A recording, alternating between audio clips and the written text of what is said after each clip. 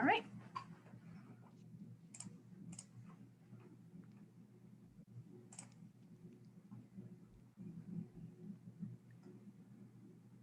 All right, Rick, whenever you're ready.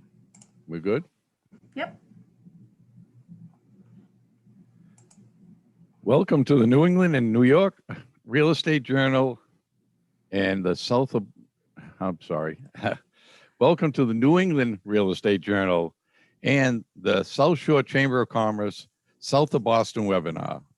I'm your host, Rick Kaplan, and today we're going to have week 2 of a 4-week series. And as you can see on the screen, which is going a little crazy right now.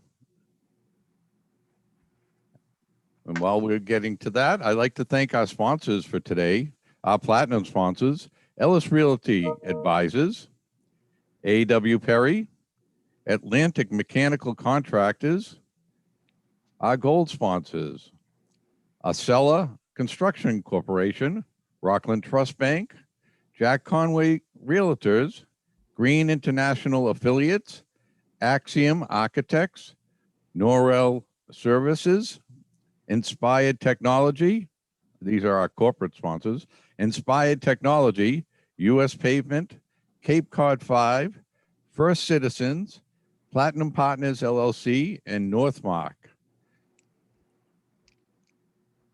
And as you can see on the screen, it's some of the information from the South Shore Chamber of Commerce.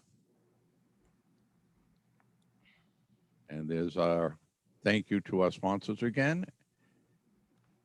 And now I'd like to turn it over to a mayor that has done a fantastic job in transforming the city of Quincy to what it is today.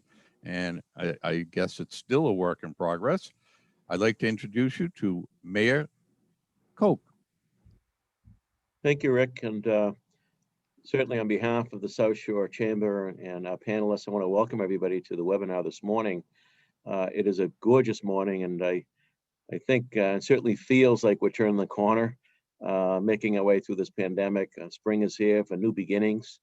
So I think that everyone's focus is getting back to some kind of normalcy in life, whatever that may shake out to be. But certainly I'm glad to be part of this. I appreciate the invitation from Peter Foreman. Thank the work of Courtney and the team on putting this together this morning. We've got a great group of panelists to speak about Quincy, South Shore, and all the opportunities that South Shore does offer to the region. And I'm looking forward to the discussion, looking forward to the questions, and so pleased you're able to join us this morning.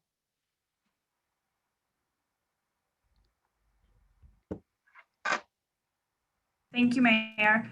We are so happy to have you here today, and we're very happy to have this great panel of experts in our region. My name is Courtney Biergard. I work over at the South Shore Chamber of Commerce and lead some of our South Shore 2030 initiatives.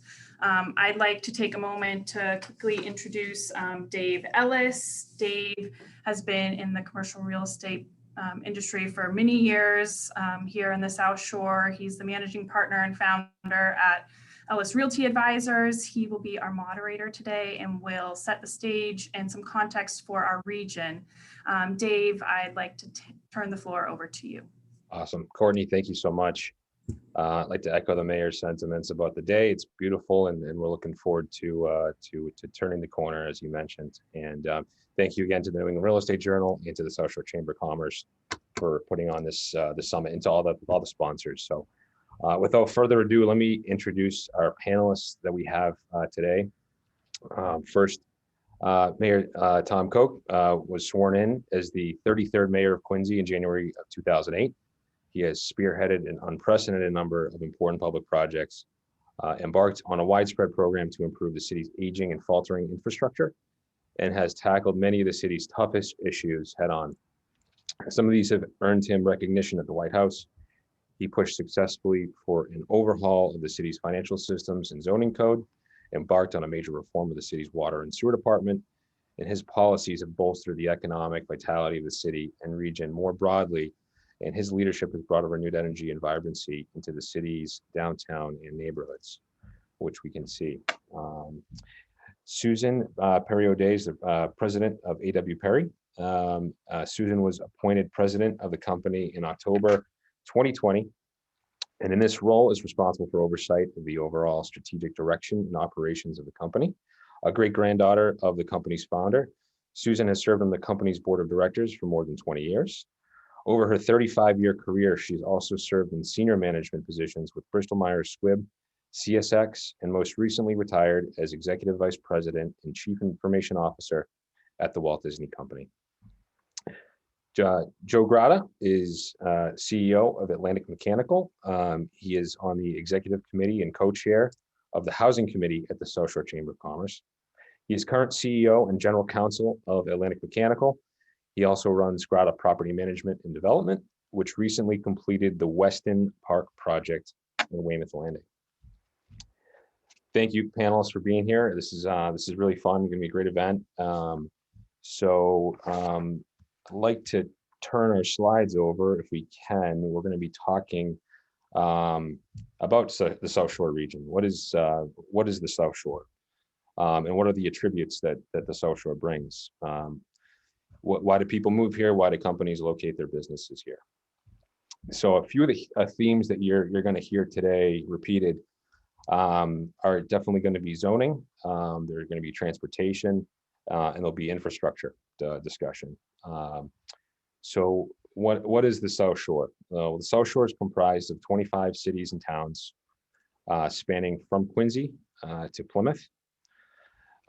In our region, we've got 22 public transit stops between ferry, commuter, T stations, not to mention multiple bus lines run by the MBTA, GATRA, and other private carriers. In terms of major transit corridors, you have these transit corridors listed on this. I'm not going to go over each one of them. We're going to talk about them as we kind of meander our way through the region, as we talk about some of the development hubs across the region. In our region, there are 15 or more large office, commercial, industrial business parks throughout that introduce commerce into the different regions. And we're going to be talking about those parks as we go through. There's 5 major retail centers or malls, 8 campuses for colleges and universities that they call the South Shore home. 5 world-class healthcare systems, a wide network, urgent care, and then our restaurant scene is vibrant with over 150 restaurants spanning Quincy to Plymouth. And not to mention the cultural resources that we have in a coastal region, and hundreds of miles of walking trails and hiking trails. So without further ado, we're going to start in the Plymouth area, and we're going to work our way north, starting in South Plymouth. One of the major developments happening there is Red Brook, which is a 1,400-acre site plan for about 1,200 homes. Miles of walking trails, open space. It's billed as really a New England village development. And if you haven't got a chance to really to take a look at this project, it's a really interesting, very cool project that brings open space and a village feel to South Plymouth.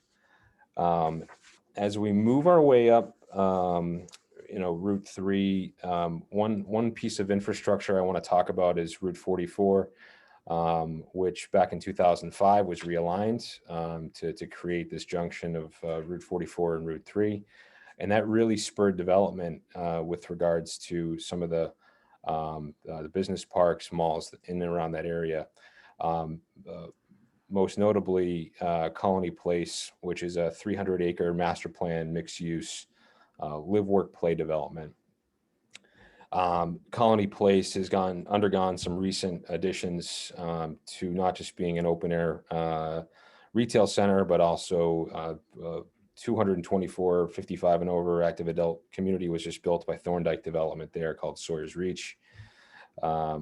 which and then in addition to that, on the Kingston side of the development, there's an additional 100 acres of undeveloped commercial property that sits, which has been built for different types of commerce, business park, industrial park as part of that development. Moving a little bit farther north, I want to talk about. I'm sorry, Courtney, could you go back? I'm still in Kingston. We're going to talk about the Kingston Commuter Rail Station. A part of that commuter rail station, being where it is in close proximity to Kingston Collection, has spawned a new project called Alexin, which is being developed by Trammell Crow as part of the Kingston Collection at the former site of the Sears Big Box. 282 units. Again, live, work, play, transit oriented. Again, some more themes that you'll be hearing as we go through the South Shore. In the Plymouth Industrial Park, again, getting closer to full development in that industrial park. You're also seeing new industrial development, which we're going to talk about with Amazon and their 100,000 square foot last mile distribution center on Prestige Way, which is right on the Kingston Plymouth line. Moving a little bit to the east, we have the Cottage Commerce Center. Cottage Commerce Center is an interesting project. It's really a confluence of industrial, office, retail, residential, and there's a marina. So that project is 350,000 square feet of transit-oriented campus and marina. Again, most notably, the Harbor Walk apartments were just built on the former site of the Walmart. In their first phase, they have 155 units currently built, with another 145 units planned or under construction by Cathartis and Janco Development. Now we can move a little bit farther north, Courtney, to Marshfield and Pembroke. In Marshfield, we've got Enterprise Drive and Enterprise Park, which is a 140-acre master plan site. A little less than half of that has been undeveloped. The master developer in that is Veraki Realty Trust. The interesting part about this project is it started to really develop with the widening of Route 139 and the signalization of Route 139. And those efforts were really championed by the South Shore Chamber about 5-6 years ago. And now we're seeing the fruits of that labor. Most notably in Enterprise Park is Modera. It's a 248 unit residential development. And there's also some new roads, some new infrastructure for retail and industrial going in and planned over the next 12 to 24 months. Moving over to Pembroke, we've got some development recently with Brigham and Women's and Harbor Medical. They're 30,000 square foot medical office building. Corporate Park's another example of the transition of the industrial park, and you see that theme across the South Shore, where you've got industrial parks that have really transitioned to full service, more amenities, more medical, more retail, and even to some extent residential coming into some of these industrial and business parks. Shifting a little bit farther east into the coastal community of Scituate, I want to point out a project at the Greenbush commuter station. I'm sorry, the residences at Driftway Place. There's a 78 unit project, again transit oriented, right next to Greenbush. Some mixed use component, 8,000 square feet of retail. Smart growth. So again, these infrastructure projects that have happened over the course of the last 10 to 20 years in the South Shore have really made a huge impact in terms of what can be developed, and zoning plays a big role in that, as we're going to hear some more from our panelists as well. Moving a little bit farther north, I just wanted to point out one project in Hull that's new. as the Paragon Boardwalk, which is more of a retail amenity project that's taken place over the last couple of years. There's some new plans for 120 unit apartment complex and at that location, which is really amenity driven. And then shifting a little bit farther west to Hingham, we've got the Cove, which is a 220 unit project on 12 acres within close proximity to Hingham Shipyard and close proximity to the Hingham Ferry Service, which obviously has been a big issue that the chamber continues to champion and bring light to. And I know that my colleague Susan O'Day, one of the panelists, will be talking a little bit more about Hingham, so I'll save that. So moving over, Courtney, to Hanover, if we could. Probably the largest project in terms of scope in the region, especially from a retail standpoint, is Hanover Crossing. Hanover Crossing is a 600,000 square foot open air shopping center, which will be anchored by Market Basket. Property Group is the developer there. And there's also a residential component, 297 high-end residential units developed by the Hanover Company. And this was all made possible as part of the Village Overlay District in the town of Hanover. So again, another area where zoning played a critical factor. And the other critical factor here is infrastructure, the road widening of Route 53 and some of the bridge work that was done, which I think we all have some PTSD still from the last 4 or 5 years of that project. So what that does for us, it opens up projects like the Hanover Crossing project across the street. There's been some talk and discussion conceptually of a mixed use or corporate campus by Unicorn Realty on the other side of Route 53. And that would be made possible by, zoning, by infrastructure, and having these projects completed. Gordon, if we can go to Norwell and kind of point out, we can point out Accord Park just really quick in passing.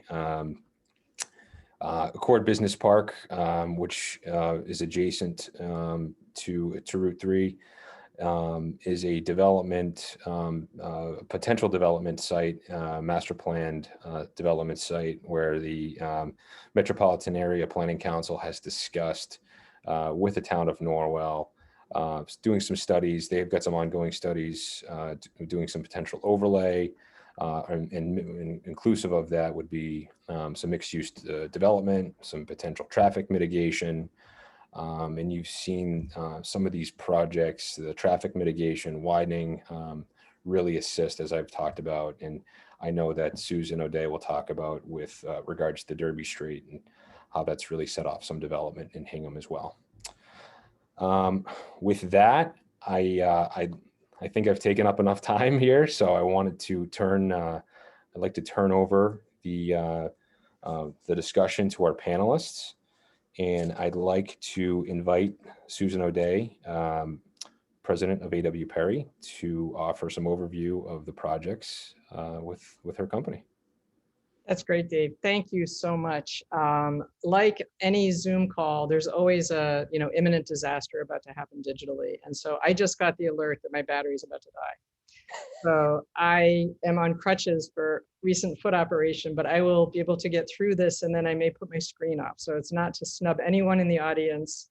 It's so that I can go run, get my power cord and not lose you. But I think I have enough juice to get through this initial part. But thank you, Dave, and obviously the mayor and Joe. This is always a thrill to be on these, and I've learned so much every day from everyone, both that I'm getting to know through the chamber and within the region. I'm just recently back, as Dave said, about the last 6 months back in the South Shore, leading A.W. Perry, and I continue to be amazed at the resources available and the richness of the area. I'm from Scituate. but have been away a fairly long time. So I'm going to take just a few minutes and drill in slightly more into sort of the northeast corner of Plymouth County, and that's where A.W. Perry has some projects. And I thought I would just step back a tiny bit and talk a little bit about the area. And so maybe Courtney, you could flip up the slide. So this area obviously has a very rich history, which we're all familiar with, going back way back to the 1600s. If you're in the South Shore and you start a conversation with somebody from the South Shore, almost 100% of the time, I guarantee you the conversation about where you born will come up. I was born in Scituate and Weymouth and Hingham, whichever. And the reason that's not about status, that's not about class, but that's about is really pride of place.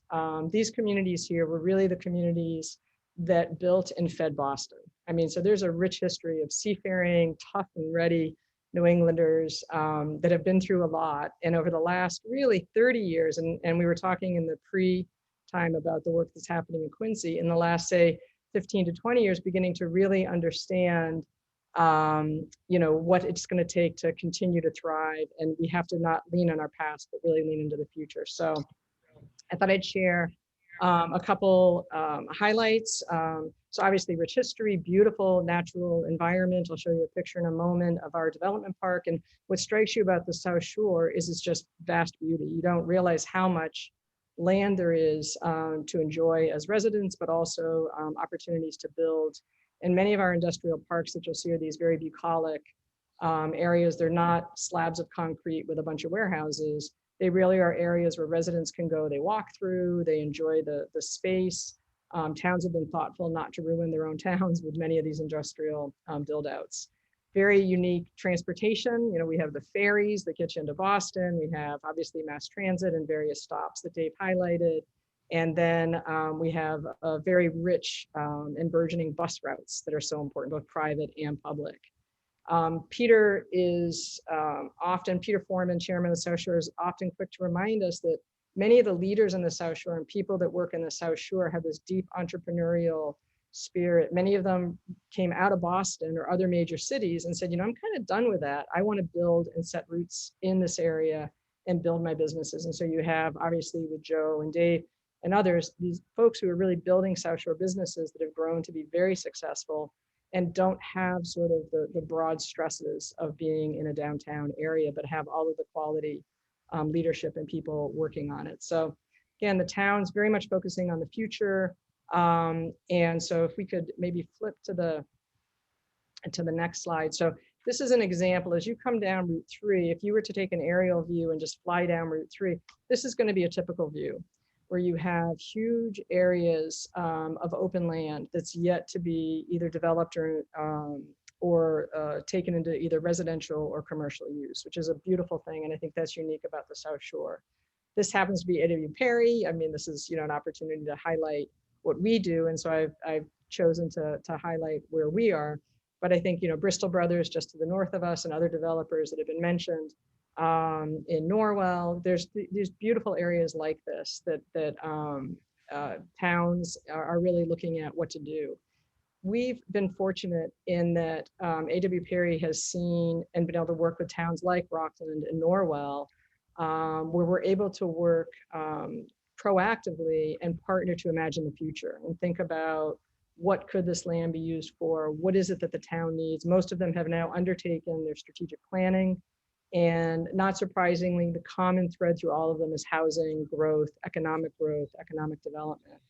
And so we have found in many of the towns a welcoming opportunity to partner with them to think about what are the zoning changes required, what would meet their needs and their town constituents' future needs, as well as provide economic platforms for developers to come into the area and build out. And so, and I wouldn't say in return, but in collaboration, we also have been able to work to identify what are the core infrastructure elements, and those will continue to be challenges for all of us on the South Shore, but what are those core infrastructure elements that we can together as the business community and municipalities, whether it's individually or on collective basis, approach the state about doing some investment in the roadways to really open this up to both promote the vision for the state that's in place as well as these local towns. So it's pretty exciting. So A.W. Perry, we were founded in 1884. So as you know, said, I'm the 5th generation leader of the company. So my great-great-grandfather founded the company. We're out of Rockland originally. Our properties primarily were in Boston until the 1920s, where we started to develop and build in our own hometown of Rockland a stronger footing with some properties. And then in the 1960s, we were able to put together the assembly that's on the screen here. It is largely industrial, was at the time used for light industrial and warehouse development. Through that time, we've been able to really attract some pretty marquee companies into the area, largely because of much of the culture that comes from the surrounding communities, as well as within the Rockland and Hingham, which this park straddles. We've invested about $250 million into this park over the last about 20 years, shy of 20 years, and we're home to EMD Serono, North American home for EMD Serono, a major pharmaceutical company, Blue Cross Blue Shield. We have a terrific brand new, fairly brand new, I guess it's a few years old now, BMW dealership.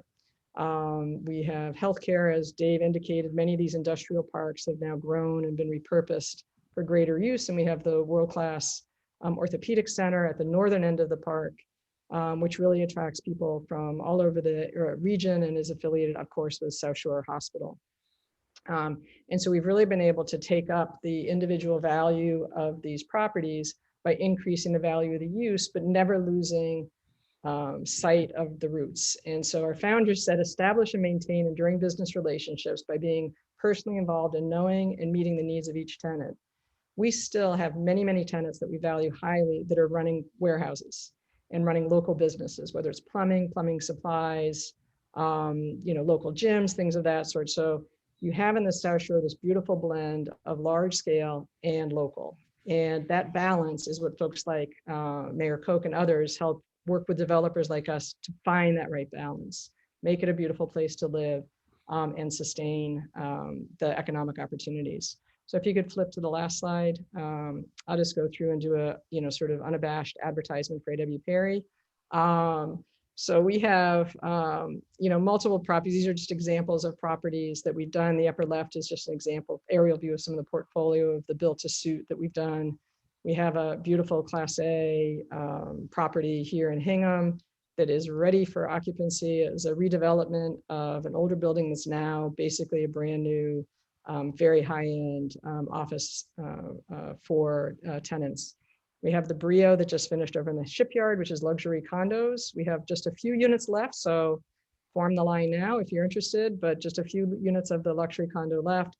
We do build single family, single units that we've built across Marshfield and Duxbury, projects that are potentially in Duxbury built in Marshfield. Have a wonderful project in Norwell, where again was a wonderful, great partnership with the town to think about how to use zoning and repurposing of a legacy Air Force base, so or Coast Guard base, sorry. And then in the middle is just the vision for the land, and I think it's key, as Dave said, repurposing potentially for mixed use. And so we currently are working with Rockland right now and their zoning board and their strategic planning, and they're have submitted just recently a zoning proposal as part of the annual meeting to allow for greater use of what was light industrial along Hingham Street at the right side of this chart, which would allow for greater grocery store, potentially pharmacies, apartments, things of that sort, but multifamily units. So we're very excited at the future of the South Shore and have found many of the towns very welcoming. There are challenges, of course. As Judy Barrett said in the last session, for those of us that were on, some of the towns are very progressive and some are not. And so, but there are more that are progressive than are not today than there were 10 years ago. And so we're finding wonderful communities to work with and openness to really do many of these developments.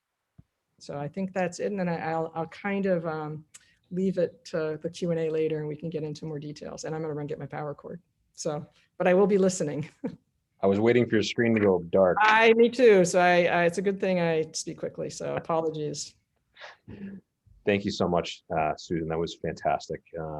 Learning about the projects and some of those themes that keep coming back. So at this time, I'm going to invite Joe Gratta, CEO and General Counsel to Atlantic Mechanical, to talk about some of the neighborhoods and ongoings in the town of Weymouth.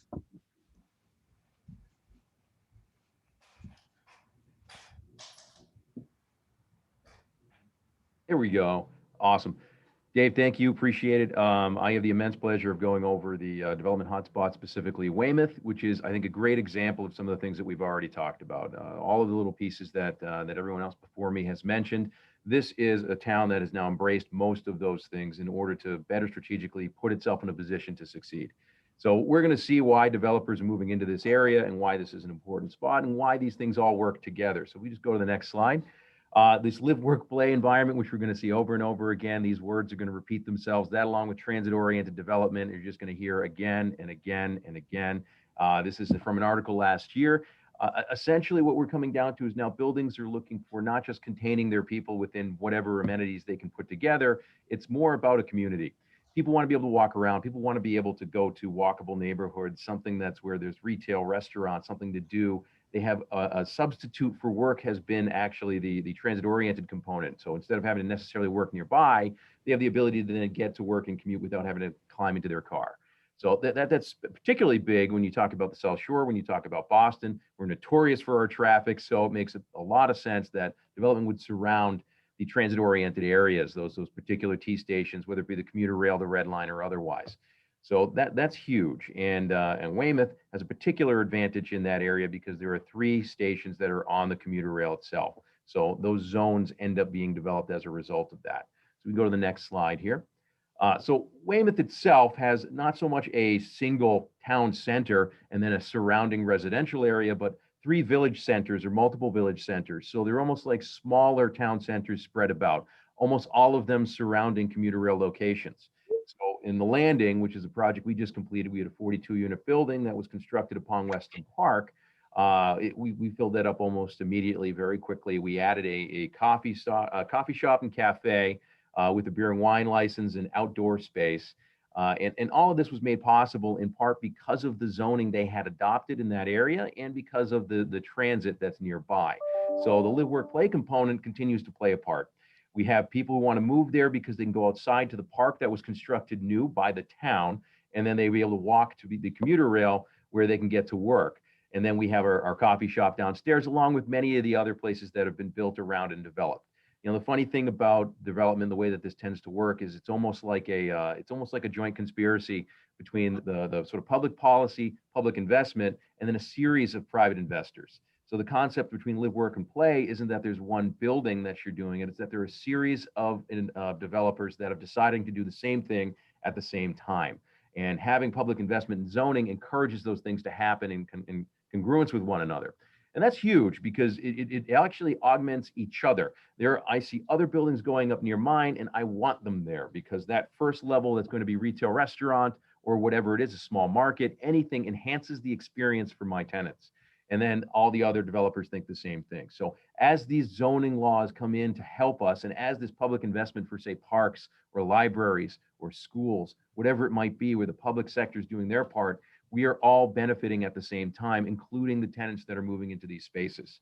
So as we go along this list here, we see that highway access, proximity to Cape Cod, and the high expense of Boston living is now playing a big part in where South Shore has an opportunity to be able to take on many of the younger couples, 25 to 35. This demographic shift that's taking place is going to happen no matter what. The question is whether we as a community, the South Shore or otherwise, and this is what South Shore 2030 does well, is going to better accommodate the needs of these people so that they come to these communities. So if housing is accommodated, then working will be, playing will be, all these things will come with it. So it's important that we look towards filling the gap of these 135,000 units that need to be filled in these next few years. And with South Shore, some places embracing it, Weymouth's an excellent example of that. Others haven't been. So it's important that they look to Weymouth and others to see the sort of benefits that have come with it. Now, the public investment and amenities here, we look at Weston Park, Lavelle Field, Osprey Overlook Park. These are all places where there's development surrounding it, and it's no coincidence. We can't look at this and say this has happened by accident. Chapman Middle School, which is going to be, I think, one of the nicest and most expensive middle schools in the state of Massachusetts, is now in the process of being built. Tufts Library is adjacent to Weston Park. There's a reason why this is a huge benefit. This is a work component as well. They have 15 workstations. They have 6 conference rooms that can fit between, I think it's 6 people and 50 people, depending upon your needs, with projectors and a state-of-the-art media center. I mean, these are all huge components that encourage people to move to this area, especially with this new world of remote working. You're having people now realize that you can be efficient and work from home. So some of these larger companies coming out of Boston or nationwide, you know, my girlfriend works for Google. So, you know, that's a company that's going to allow them to do a mixed approach for when they come back into the office. So to be able to go to a private office space, and that's going to become an amenity in many buildings moving forward, that's going to be a huge benefit to have a place like Tufts Library to go. So you don't have to worry about your cat or your dog running in front of your Zoom meeting. So the zoning changes are also some of the biggest pieces here. I cannot credit enough the town government in Weymouth that has changed some of the zoning so that we have been encouraged to build there, which has made a huge difference. And that's not only encouraged me to build in some places. That's perfect. Go to the next slide. Now let's see it. So this is some of the investment they've made. You'll see the sort of a rendering of the Chapman Middle School over the bottom right, the Tufts Library, which is complete and over nearby Weston Park. And then you see the new baseball field in Weston Park itself over in the top left and Lavelle Field in the top right. So this is all things that we now see development surrounding. And you can actually see the buildings over in Weymouth Landing here that have built themselves around the park. So it's no coincidence. You know, people want to go outside. Many of these young couples have pets. It's a great thing to see these people to be able to experience what is a backyard experience, but also maintain kind of the urban environment that they want to live in. So you have this micro urbanization factor taking place in places like Weymouth Landing, in sort of the commercial overlay district that now exists up and down Route 53 and Route 18, and then Jackson Square, which appears to be the sort of next area where that type of development is going to take place. So you can go to the next slide. So this is why Weymouth is succeeding in the way that it has, and very much following the lead of Quincy in a lot of ways, because they've done a great job of being able to approach town planning strategically instead of reactionarily. So it's not haphazard. There's a reason why they're doing these things. The Village Overlay District existed in Weymouth Landing. This has allowed this area to build up as well as it has. The Historic Mill District is now right next to and adjacent to where Jackson Square is, which has allowed the retention of 44 Wharf Street, which has allowed the this now historic building to be developed into something with a walkable path straight to the commuter rail. It's an awesome project adjacent to the Overlook Park. I mean, you're talking about all these things working together perfectly.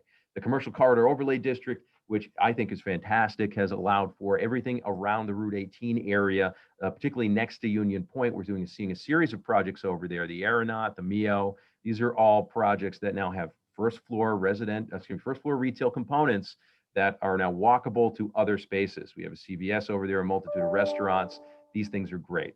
Now, the town is currently studying Columbian Square, which is another zone that I think is going to develop in the Route 3 corridor. And they're looking in the very near future to do Jackson Square rezoning. And I think that's, again, transit oriented. You're right next to the other commuter rail. I think that's going to be a huge spot for investment. You're going to see a lot of changes take place over there. Again, adjacent to another park. That's where Lavelle Field is. We're going to see a lot of people move to this area because it's going to be extremely walkable, and it's built to be that way. So this is, with Weymouth being able to look at this from a strategic component and making these plans, and part of this too comes from, you know, there are fears that this is going to overdevelop and interfere with the residential districts. What this allows Weymouth to do is to collect a higher tax revenue from the areas that can be developed, encourage people from younger communities and demographics to move to the town. And then most of my tenants, I'll tell you, will be with me for 2 years, and they'll go buy a house in Weymouth because they love it. And this is how we get a younger community. And this is how we get a younger community that is socially mobile as well. These are people that have good jobs that are trying to build families. And from there, Weymouth has been able to increase its minimum lot size in residential districts because of what they've been allowed to do within their village centers and their commercial districts. So this is almost enabling a better town overall for the residential areas, as well as the individual village districts and commercial districts. So these things can work in concert. And this is what I mean by strategic. It's important that the town sees the long-term future and not just reacts to what's happening directly in front of them. So they're doing a great job of being able to incorporate all of these concepts in one place. And that's why we're willing to be able to work with them here. So let's go to the next slide. So let's take a look at Weymouth Landing. That's my building there in the front. That's no coincidence. It is my presentation. But if you see everything developing down there, you'll see a series of new buildings up here in the foreground. We have Metro's building, there's 12 units there. And then further back on the Braintree side is Landing 53 with 176 units. And there's a series being built in the middle. This is great. There's a lot of awesome projects here. There are restaurants, there are bars. I moved into my building because of how much I like this area. And if that's not an indication of how beneficial these things are, I don't know what is. But again, they changed their zoning and we adapted to a place where now I can walk to Open Doors Yoga on one end, and then I can walk to Bates Sports Bar on the other. So this puts me in a position where I don't have to take my car out every day. I happen to work 5 minutes down the road at my office. I know a series of the tenants will walk to the library, which is just under this picture, to be able to do work there.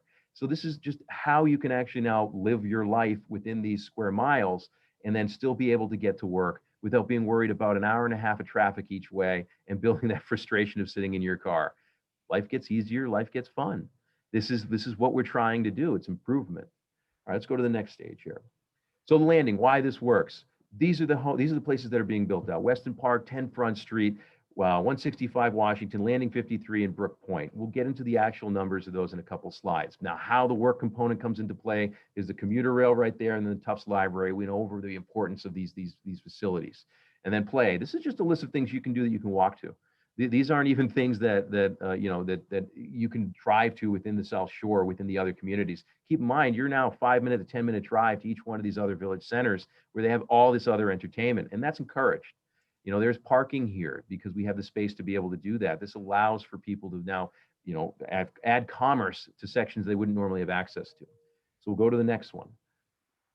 Great, so Route 18 and the commercial corridor overlay district. So they foresaw that Route 18 and Route 53 were their largest commercial overlays. They expanded Route 18, which was fantastic. Anyone who's driven that span of time while they were doing work or before that has realized how much of a difference it is to now have just 2 lanes on both sides going all the way down. It's super easy.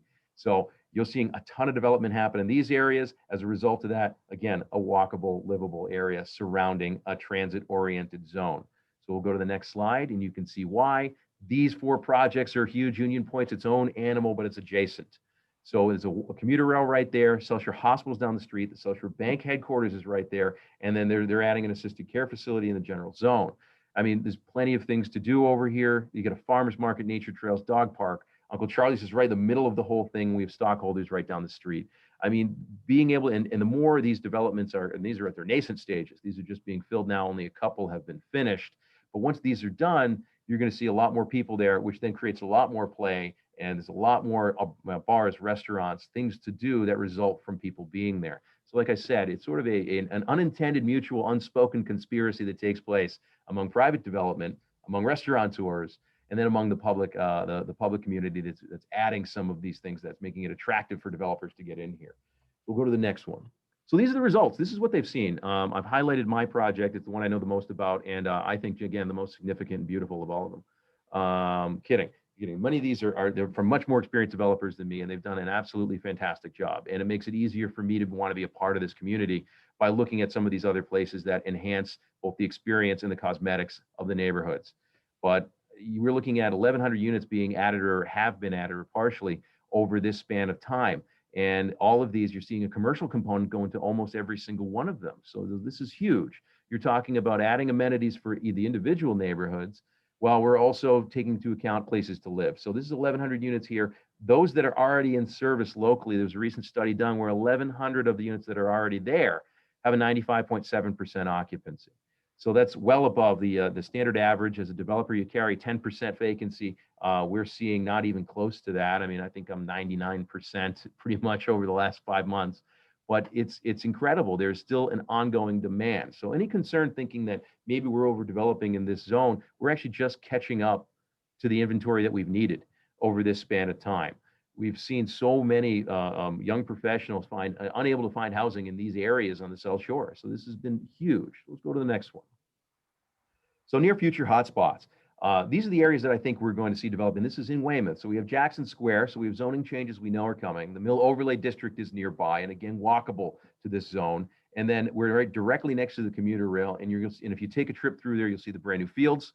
You're going to see it's now a target of multiple developers. I know at least 3 or 4 people looking at considering, depending upon how the zoning finishes out, but these are going to be huge investment spots and should be. I am looking myself just down the block there because of that. I want it to be walkable. I think it's going to be an outstanding place. You have historic buildings that can be redone. And I find that cosmetic to be just fantastic. And I think most people do. They appreciate that.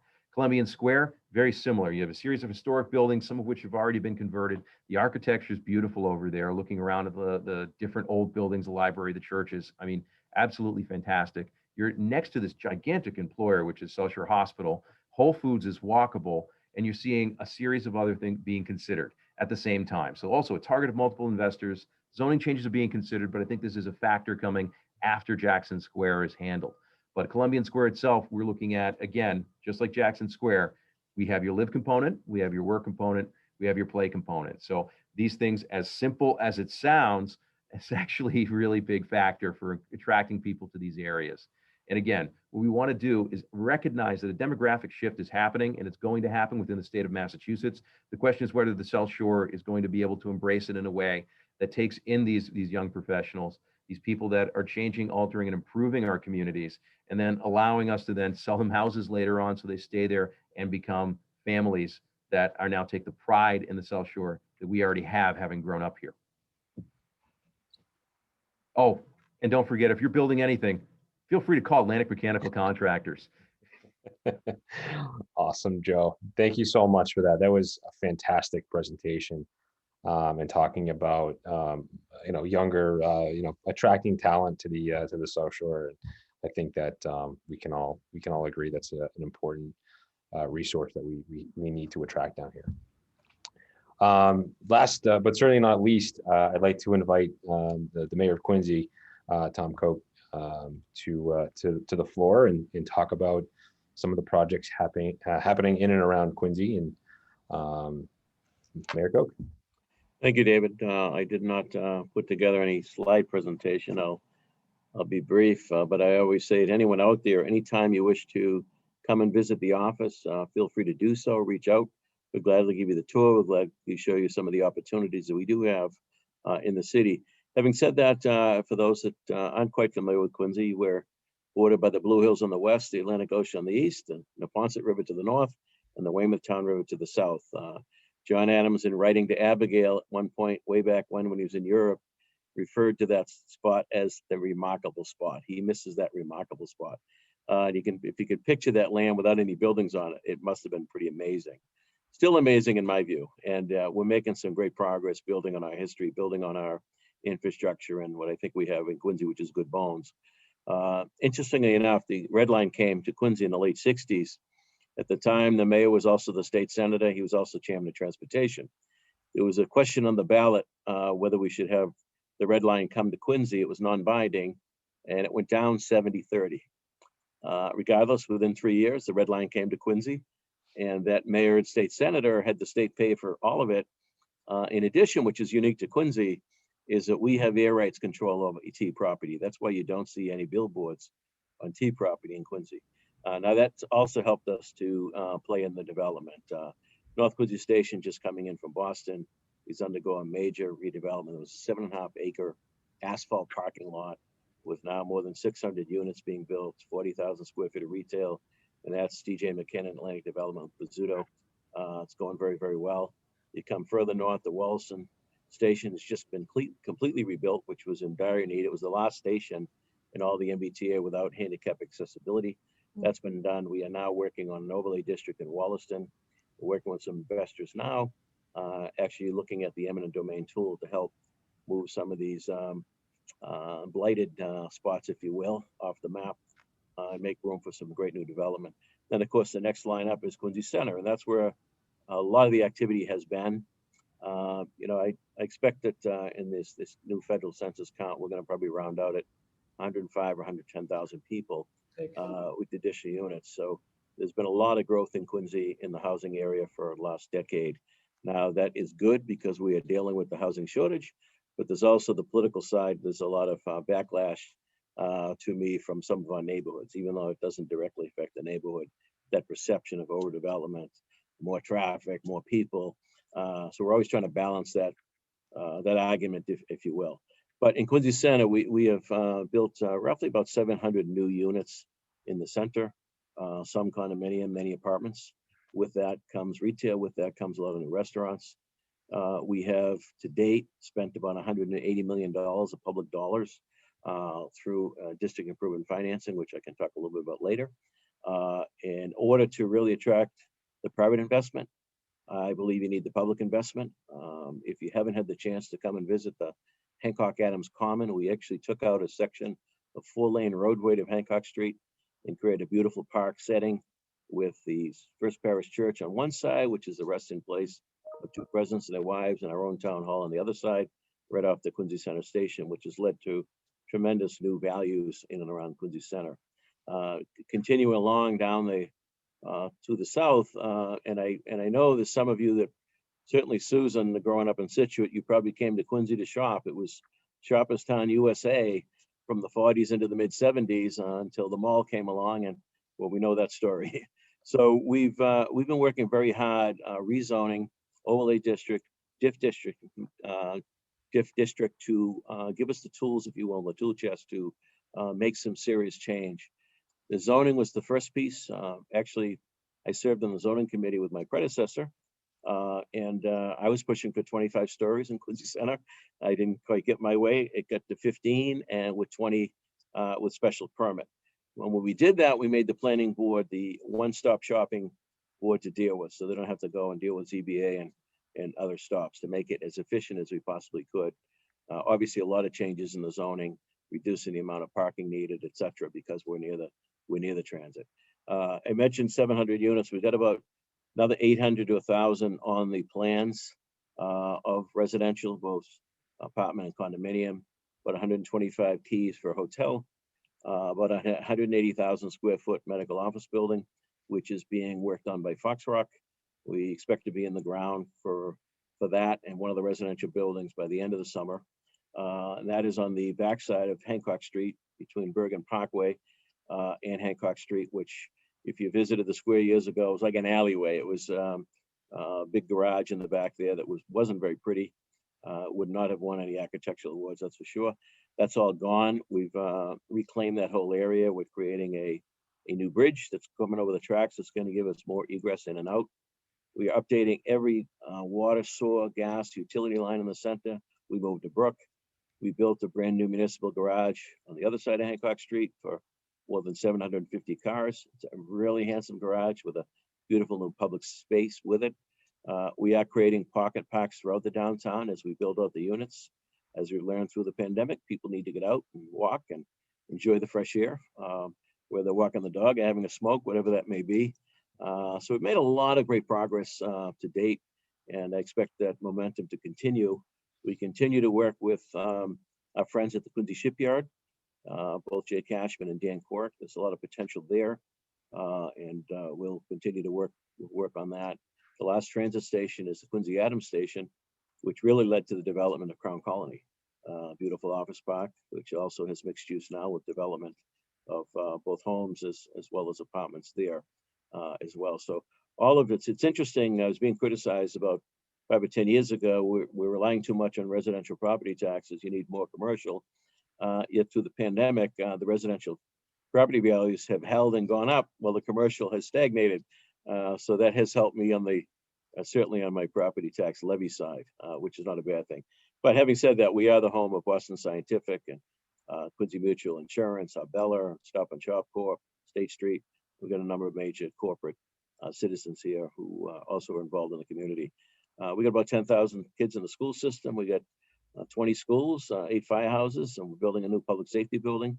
And one of the new major projects in the downtown, we have 2 colleges in Quincy, Eastern Nazarene College and the Quincy College. And we are on the books to build a brand new 16-story building for Quincy College right outside the Quincy Center station, which is awesome because it is a commuter school, which we do believe, we believe that it will also add to additional economic interest and growth. We are partnering with some of those hospital entities, some great synergy there with our nursing program and lab tech program at the college, which I think is going to bring some great results in economic benefits to it as well. So a lot going on in the city. We're because of the pushback, we are looking at tightening up some zoning in some of those fringe areas, those transitional areas between some of our commercial districts, or, you know, between the residential A single family home and what could be a residential C or business B and so forth. That's been kind of the problematic areas for us when it comes to the political outcry, if you will, of some of the development issues. But overall, we're trying to promote it along the spine, along the tracks, along Hancock and Newport Avenues, where it makes sense with the whole transportation-oriented development mantra.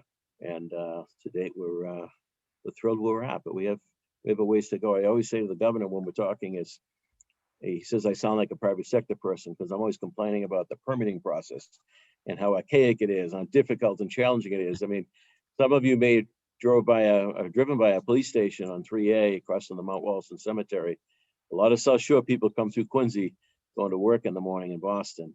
And it's all macadam and all these old buildings. And yet DEP had their claw in it, you know, tying us up for a period of time to get, you think we were filling in a marsh. I said that to the governor. He said, well, that wouldn't be past you to fill in the marsh. I said, well, that's not the case here. But the point is that the permitting has gotten just so crazy. I sometimes when I guest lecture, I talk about the fourth branch of government being bureaucracy and how these people are not accountable to anybody. I'm on the ballot, I'm accountable. These people have an awful lot of power and say, which has a great impact on what each of you do on your developments, but it also has an impact in many ways. I'm the massive developer in Quincy Center, so I feel your pain when it comes to the permitting stuff, but we're very, very happy with the progress we've made. It's interesting, Susan, you talked about, you know, being proud of Situate, and I think we all feel that way. I never left my street in North Quincy. You know, in Quincy, you know, if you're from Howes Neck, you're not from Quincy, you're from Howes Neck. Right. If you live in Squantum, you're from Squantum, you're not from Quincy. And we have a lot of those great neighborhoods in our city that really is the strength of our city. So that's a great thing. Certainly proud to continue to protect those from some of this, you know, development that we want to encourage in the more commercial areas. So with that, I'll be happy to stop and look forward to any questions. Excellent, Mayor Koch. That was fantastic, and thank you. You didn't need slides, Mayor Koch. You really painted a great picture there. So thank you very much. So before we turn it over to some additional Q&A, I've got some questions that I'd like to just kind of run through the panelists, and we can open up some more discussion that way. So this question is addressed to Susan O'Day. Initially, and if the mayor and Joe, you want to chime in on this, please. We've seen a few new distribution centers pop up in the region over the past couple of years. You've got Amazon down in Kingston. You're seeing Peapod in Weymouth. For a variety of reasons, some communities have welcomed these changes. Some are more hesitant. How should we be planning for this business model in the suburbs? Yeah, it's a great question. You know, what strikes me, and I'm gonna answer your question, but I'm gonna go sideways for just a moment. What strikes me in this conversation, particularly Joe's comments and the mayor's comments, is again the regional collaboration. I think that's something that the South Shore Chamber of Commerce has driven. I think somewhat it's sort of in the water itself, because there's shared resources and challenges across the region that we've had to sort of collaborate to solve. But there are these threads in the private sector in particular of collaboration. And even though it's not overt, as Joe said, it's not, you know, sort of, you know, all the developers have gotten a room and said, this is what we're going to do. It's more that people who very much care about the region and care about their towns have come together and said, so what are we going to do to uplift the whole area? And it's not that you're going to forfeit the profit of your company in the long run to make that happen, because you do need to survive and you have shareholders or family or whomever to service, but you are going to not always optimize for profit on every decision. So you're going to look at it short-term and long-term to make sure that, you know, we're really stewarding, if you would, this amazing resource in the South Shore. And again, I acknowledge I'm new again to the business community here, and it's palpable and it's unique in a way that I haven't seen in other areas. And I think so much of that does go to the Chamber and the Economic Development Council and leaders like Mayor Koch. But it's relevant to your question because, you know, distribution centers have been a part of our life forever. I mean, they've always been around. You've always had manufacturing, you've always had distribution. They've always existed, and particularly around major thoroughfares, whether that's rail or cars. Historically, it's been rail because you're distributing massive bulk input into manufacturing processing. In the last 20x years, obviously, that has become, thoroughfares become our highways and our roads. And the packages and the warehousing, the stuff we're distributing now are these finite things. Over the last 2 years, we've seen it just, actually more like 5 years, but we've seen it explode with individual packages where same day delivery, particularly in major metropolitan areas like Boston, have become sort of the norm. And as consumers, we think that this has increased our life's value so much that we have to have everything in a moment. And so you have this great demand for these large package distributions. Now we're starting to see through the pandemic where you're seeing distribution centers now by individual retailers, which I think is very different. And there's sort of two concepts here. There's sort of mass distribution of individual packages from many, many retailers out to the consumer.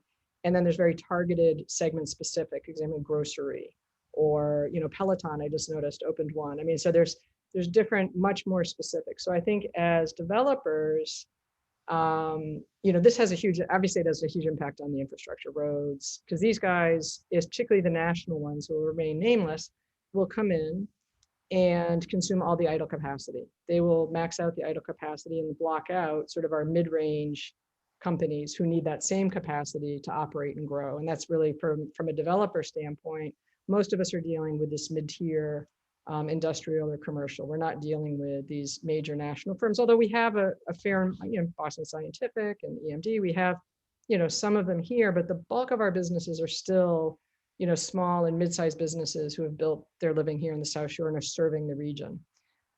These distribution centers will choke up the roads if we're not thoughtful. And so I think if I could, to me, as I've learned in my experience, we have a zoning or a project that is in Hingham that was recently approved. And so I became very familiar with the topic as we, participated or tried to participate in decisions that Hingham was making around an Amazon last mile distribution center, is that we need to take a regional approach. We need to watch each other's back.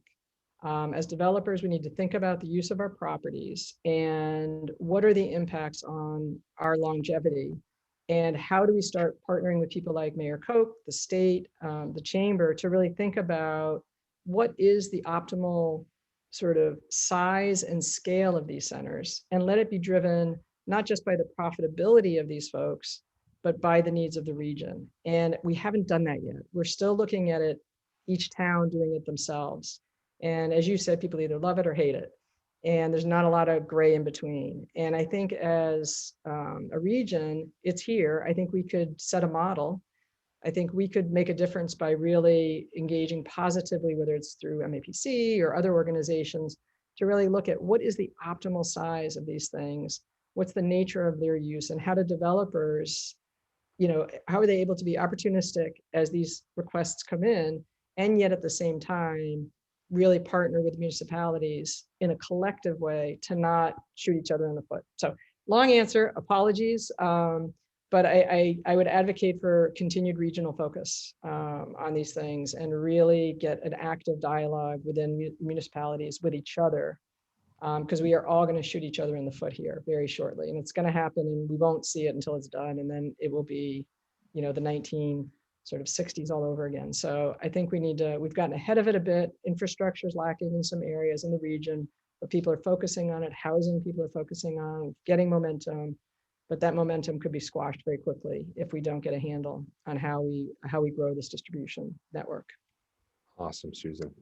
Thank you for that. I think that covers quite a bit. And I just due to time, I'd open the floor to Joe and to Tom, but I'd like to just kind of move forward and talk a little bit about the Chamber's 2030 housing initiative. And I think you guys can both speak to this. As part of that 2030 initiative, the Chamber's been advocating for healthier mix of housing products across the region. One of the more successful ways to do that is to encourage more diverse housing stock through zoning changes and encouraging mixes of uses and creating areas. And Joe, you talked a lot about this, but do you see any shifts in the communities that you work in or represent? Are there any zoning changes? Tom, I think you talked a little bit about those as well, zoning changes in Quincy that we can kind of highlight and use as a model. Yeah, certainly, with the downtown, we created the urban redevelopment district, and then we created a district improvement financing. We're currently doing an overlay of the Wollaston district. Now, the downtown obviously is an area that we want to promote far more density. Wollaston, I know Joe alluded to Weymouth, the village type concepts, Wollaston, North Quincy. We got some of those little smaller commercial areas that have more of a village feel. So we don't want to be putting 15 to 20 story buildings in, and we want to create that transition. So it may be some 5 over podium, maybe in the core of the center be 10 stories in Wollaston, and then you drop down as you transition back into the single family homes. Unfortunately, in Quincy, we don't have any room for big tracts of land to build single family homes. So the bulk of our development has been mostly apartment, but condominium as well, density, limited parking to take advantage of public transportation, and kind of that's the direction we've gone. And I know we need all of it. And Peter and I have had many conversations over the years about this. And, I deal with the metro mayors around the core of Boston in dealing with the housing shortage as well. But it's tricky because it's that balance, as I said earlier, about people saying there's some people that just don't like change. Actually, a woman had said to me at the same time, there's too much building going on. Where's my kid going to afford to live? And I said, think about what you just said to me. We need these options so these young professionals can continue to live in their community and stay close to the core of Boston. So if anybody has any specific questions on zoning, we can connect you on what's worked for us. You reach out to me directly, our office. We can connect with the planning department and get in a little more detail. And I think you're going to ask me a little bit later. I'll hold off on the district improvement piece. That's a great tool. Yeah, and maybe you want to, I want to let Joe take the floor on that question first, then I'll circle back on the district improvement financing. Yeah, I mean, it's very similar. So Weymouth did a good job of doing the zoning with, say, the Village Overlay District, which was Weymouth Landing. I mean, you're extending the building height, you're allowing special permits so they can have some planning board interference to see what it is they want to put in there without having to go straight to variance when you're getting into multiple units. Sort of and density requirements. I mean, Bob Luongo and Mayor Headland, Bob Luongo, the head of the planning board, have done a fantastic job of being able to create the zoning within these particular village areas that have allowed them to really have, again, a strategic component in putting these things together. So, raising building height and then allowing greater density within certain zones, especially as it surrounds the transit. And that has now been embraced in the latest governor's housing bill that was passed earlier in January, where they actually now, I believe they distribute funding in accordance with the amount of density being allowed within a half mile of each one of the MBTA stations. So these type of things not only open up access to additional funding for the towns, but it again will be able to give them greater control over what's going in those areas while still attracting the developers. So the zoning is a huge piece and a huge tool for towns that are actually looking to have a goal. And the mayor has probably got a better grasp on this, but knowing where you want to be in 5 years, that you have to take steps toward that. It's not something that's just going to accidentally happen. This sort of unspoken conspiracy I keep talking about has more to do with setting up a stage environment for these things to develop, as opposed to hoping that it happens on its own because of geography. We can create that environment by working together, and that's across the region, like Susan said, across the region, and being able to work together to be able to create an environment where the South Shore now has better zoning for where they care for it, and then be able to preserve the residential communities where they matter. So the zoning in these areas is essential, whereas leaving that alone or hoping that developers now apply for variances in zones that you don't want the control. I mean, you want to funnel these places, the investment to where they belong. So that's really the key here. Right. Perfect. Joe, thank you. I know we've got a lot of questions coming from the audience, and I know I want to address some of the other items here, but I think we can do that within the Q&A time that we have left. So Courtney, do you want to open it up and we can hear some questions from the rest of the audience and have the panelists answer? Sure, absolutely. Thank you all very much for your comments and your presentations. Super interesting information and helpful overview of the region. We do have a good amount of questions coming in from the audience, so I'm going to go ahead and get to as many of them as we can. And what we don't get to, we'll try and get you answers to. I'm going to go ahead and just kick it off with one of the first ones. What sort of investment in digital infrastructure is happening in the South Shore area? Anyone want to take that? Well, I can speak to the city of Quincy. I mean, we certainly, Great. I alluded to the new bridge. We're spending tens of millions of dollars a year in new water mains, on sewer lines. Not only is the system old, but we're trying to increase capacity so that we can accommodate these new dense developments in certain parts of our city. We're spending some serious money on seawalls as we're dealing with the climate issue with 27 miles of coastline. But again, for planning, you really need to look at your infrastructure, both roads, but also it's not sexy to talk about. But when you're replacing water mains and sewer lines, nobody cares unless the water isn't coming on in your house. So you don't get a lot of political points for it, but it's essential in anything you're going to do in the development side, particularly expansion. Great, thanks. Does anyone have any thoughts on digital infrastructure? Broadband, I'm assuming, something like that. Most part, and I'm way out over my skis, and Joe may have better, especially knowing from Weymouth, but I mean, so much of that is dependent on private industry coming in based on the market. And so they have, the ability to come in with digital infrastructure is a whole lot easier than what the mayor just spoke about, coming in with sewer lines and power.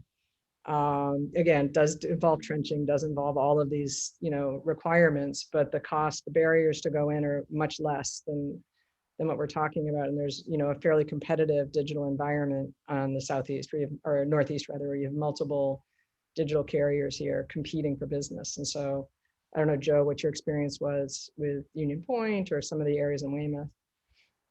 I mean, we have Comcast and Verizon essentially competing for the digital sphere as far as it goes for access to internet. And again, this is private industry, but it's maintained like a utility. That's a level above really on a town basis. I think that goes to really a state level as to how those things are being approached. As density increases, it becomes a lot more appealing for these companies to be able to offer better incentives. I know Comcast offers, I think, a rebate of like $50 per unit to get access and become the exclusive provider per building, and that becomes then appealing there. But you also want to make sure that, that one of the first things I get asked is, do you offer Wi-Fi for this area? Is it free in the common areas? Does your roof deck get Wi-Fi? I mean, these are all things that people start to care about, how much access they get to the internet and to data, and then it becomes now almost a paid for amenity for landlords to consider. And then as that increases, you want to make sure that you're offering the best options. You're not just going to put Verizon or Comcast on the foreground just because, okay, this is one that they gave you the best deal. That doesn't matter if it has the slowest internet, and half the people are now working from home and their Zoom conferences start cutting out here and there. So it's just not going to work. So it's a hard thing for us to talk about because that's a level really, I think, above that I have access to for decision making for how they get involved. But the more and more that we create a demand for it, the more that the private environment is going to adapt to it. Awesome, thank you both. I'm going to try and combine these two questions around life sciences. Okay, maybe I'll just start with this one. With life sciences, biotech being one of the leading vertical markets in Massachusetts, what is the South Shore's plan to attract these tenants and businesses to our area? Dave and Susan, and obviously the mayor, Joe, if you have anything to add to this from like a, commercial real estate. I think the mayor and Joe both touched on this a little bit. I think mayor talked about 2 colleges in the city of Quincy, and I think it goes back to education. You get some investment in some of the education infrastructure with the new building going up for Quincy College.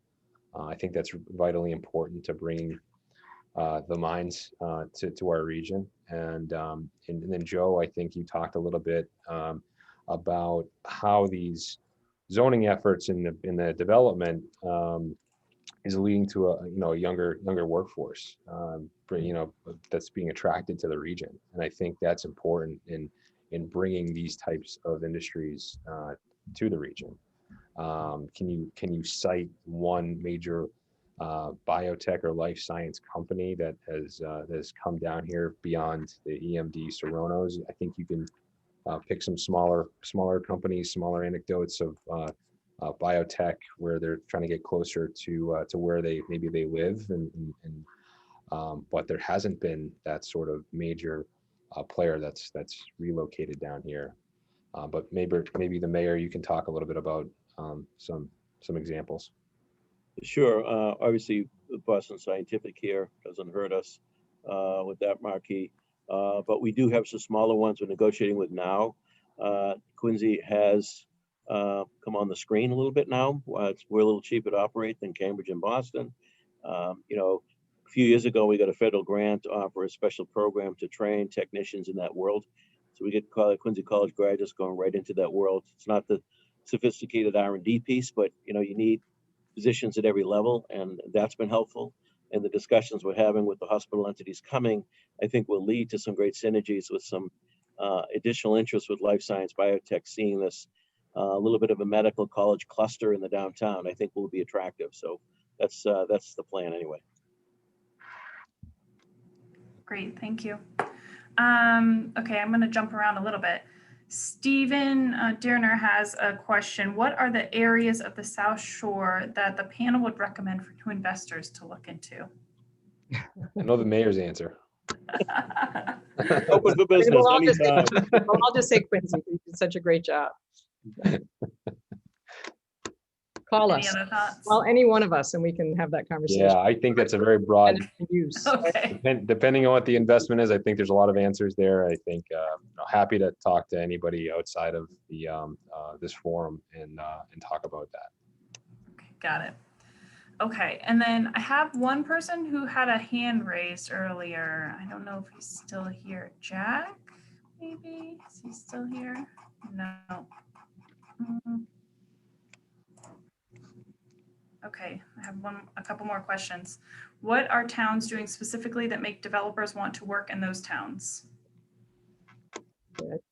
Joe, you and I can probably, or Dave, I mean, Yeah. I just gave a whole presentation on that. I think, Yeah. I know. I think, you know, Joe probably had the best in terms of looking at the region. I think, the city of Weymouth has done a fantastic job, as Joe highlighted, with the zoning overlays and really attracting development because they see that there's a market for development. It's just, creating those areas where you can build a mixed use, and they've got these corridors where they can do that. So I think zoning is definitely a factor, and I think infrastructure is definitely a factor, and maybe just kind of adding on to that question. Water, wastewater capacity is a huge challenge in the region, and something that the chamber has really focused on. I guess I want to ask the panelists, what are some of the solutions and tools that the towns could, and the cities and towns could use to solve some of these challenges with water and wastewater. And I know Susan, the South Shore Industrial Park, maybe you can talk a little bit about that in terms of water, wastewater. yeah, I mean, so it is a challenge, and it's been a perpetual challenge for a long time. And it becomes really unique when you sit at the nexus of multiple towns. And we have a building actually that spans Hingham and Rockland, literally. And so at this point is still, some of this is private, some of this is municipal, some of it is state, some of it is private, meaning the developers build, their own septic systems and things of that sort. So I think there is not a good answer right now, other than each solution is bespoke, where you have to negotiate each one and to figure out who's got the capacity and who's willing to sell you that capacity so that you can use it. The work that's going on that you just mentioned, or Courtney mentioned with the chamber, is really trying to take, again, a regional approach to say, what is the future development that's happening within the region? What are going to be, I think, 5 or 6 projects that are examples or atypical of what's coming? And then trying or will lay out what are the alternatives for the region. And I think what we've seen, and it's similar to roads, and I think the mayor's seen it, if we take a regional approach, or this is the thesis anyways, if we take a regional approach to funding, we're more likely to get a bigger dollars from either the state or federal government, as opposed to kind of digging in and just trying to put a new trench in, this location or that location. So when you talk about labs, that I wasn't going to chime in, but that's a huge issue, to make sure that you have the infrastructure, particularly water, to be able to deal with the needs depending on the nature of the use. But so I don't, again, each one's a bespoke solution, each one's a negotiation, building relationships, making sure you have the economics of the project. And it ultimately comes down to, what are you going to invest to either buy from someone or build capacity yourself as part of that and contribute to that town. Maybe you can add to that with the district improvement financing. Yes. It might be a possibility in certain towns, but it's another tool the state allows. So we created within the urban redevelopment district, we created a DIF district, DIF, for district improvement financing. Now, the beauty of that tool is it allows you to take the new tax revenues from that district and separate them into a pot. Then it doesn't have to be a new business. It just could be the result of the new values. Now, then that pot then can be used for infrastructure improvements. Right. So we have had bonded hundreds of millions of dollars at this point against that to do the parking garage, the water, the sewer. I think Joe Carroll's on from National Grid. They're doing the gas. The other utility issues, the parks, the pocket parks, the streetscapes, the hardscapes. And I know you're talking about solutions on perhaps wastewater. It could be used for that as well. So I would definitely look into that tool. It could work for some communities. Maybe there's not enough meat for other communities, but it's definitely a tool that I'd be happy to, anyone wants to follow up and talk to me privately about, give you some advice on. That's great. Thank you, Mayor Koch. Yeah, I think if that's it, do you have any other questions, Courtney? We have one last question and then we'll wrap up for the day. So let's just take that one real quick. Understand Susan spoke to this a bit, but where do you see single family developments taking place in neighborhoods around the South Shore?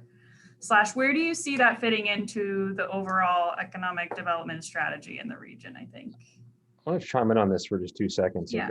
I think the overarching theme that we've all shared today is that there's a dichotomy in our region, you've got landmass on the one side and you've got urbanization on the other side.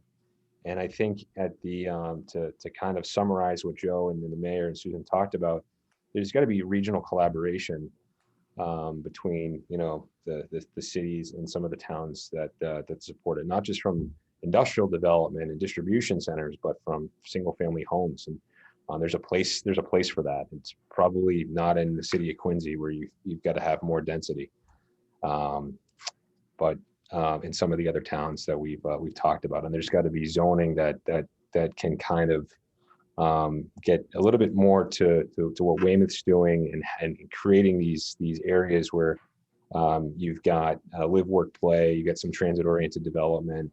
But there's people that want to raise families in this region, and they want to have a single, they want to live in a home, and they want to have some land, they want to have a backyard. And they should have a place to do that as well. So I think Dave, exactly what you're saying, where we have this big green space in the urbanization, that in between the two of those, that nexus is where you're going to see your single family developments. This is sort of expanded out and beyond these urbanized smaller communities there.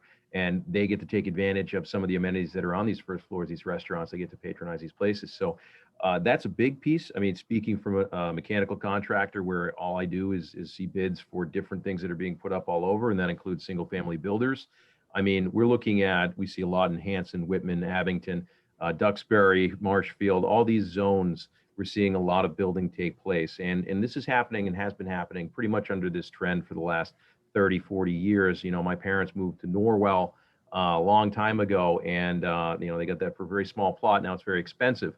And what ends up happening is further out from each one of these urban communities, we are creating a demand for single family homes. And that's why you're going to see Whitman and Hanson, some of these other zones start to get built up that have a lot of land, but not normally going to have access to, say, those homes that are now starter family homes that used to be the Norwell and Hanovers of the area.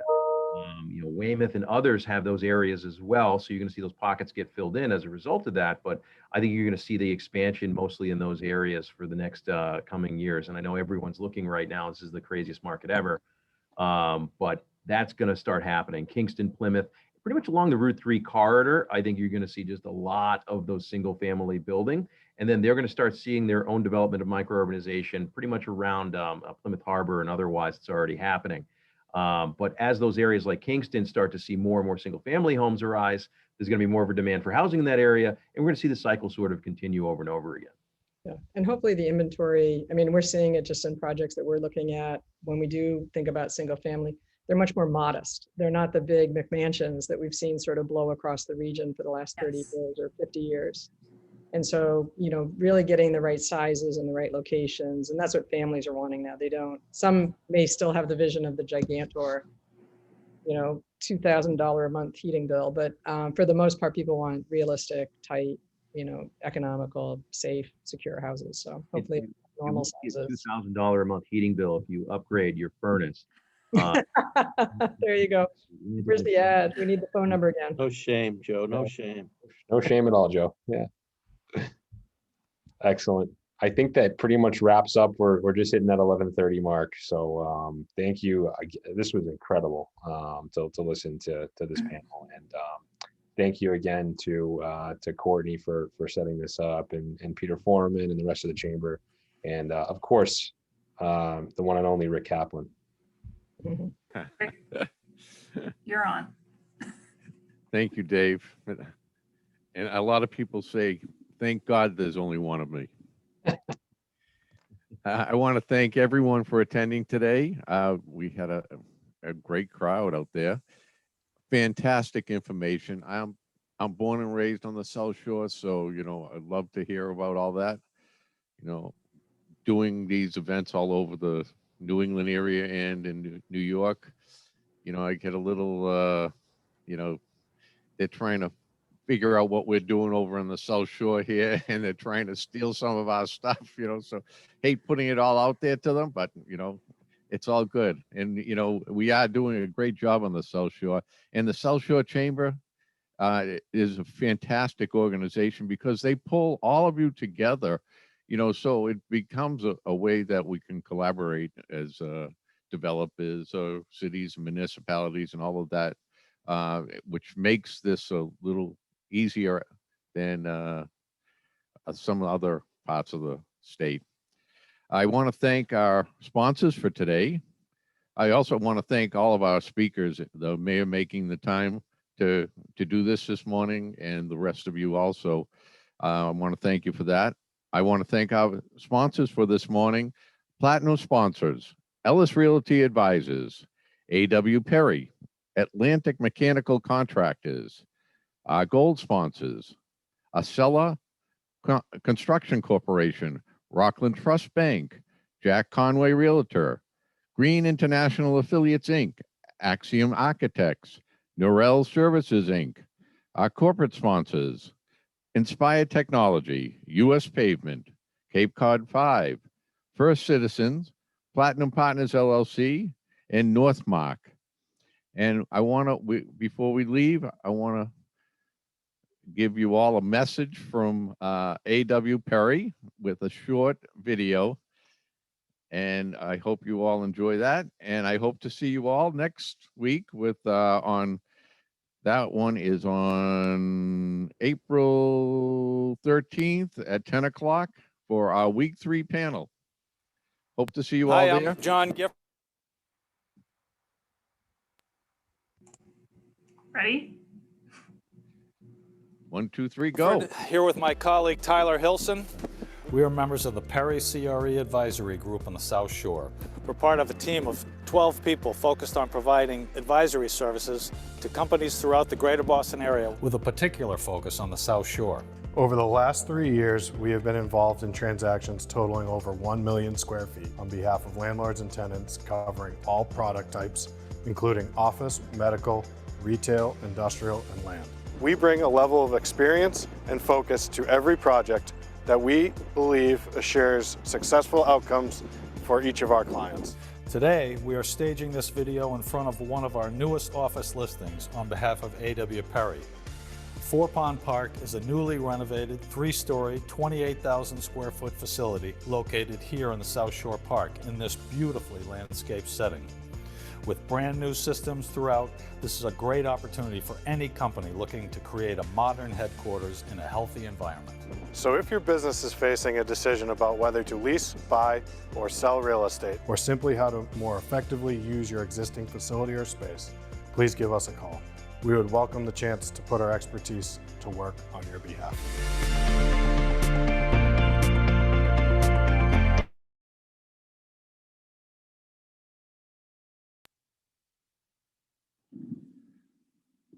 And I think that's the end of our show today. I want to thank everyone again and hope to see you all next week. Have a pleasant afternoon.